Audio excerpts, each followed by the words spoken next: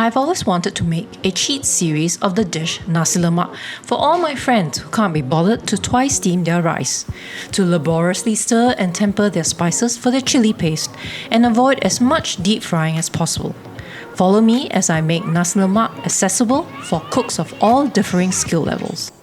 Let me show you how I make my sambal, which is inspired by the OG Nasi Lemak sambal. This version actually doesn't require you to toast off the belacan and also can be made vegan with the use of soy sauce. I toast the chili and aromatics in the oven to concentrate the sugars and to cook off as much moisture as possible. Blend everything up, cook the paste in oil with lemongrass, lime leaves and sugar. Using this method, you will have your sambal ready in half the time. Crisp up your ikan bilis in the microwave and skip the deep frying. Amazingly, it really becomes very crispy.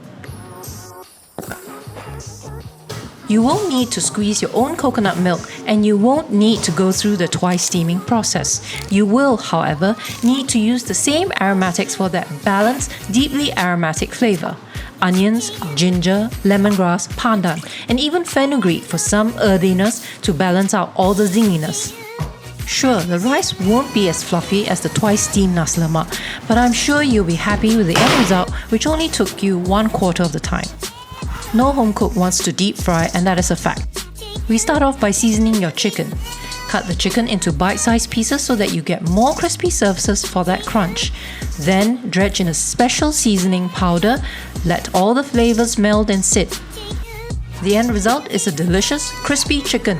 Easy, fast, and the perfect accompaniment for your cheats nasi lemak. All there is left to do is to add the accoutrements and enjoy this nasi lemak dish, which you whipped up in no time at all. Mix it up and eat. I hope you enjoy your nasi lemak.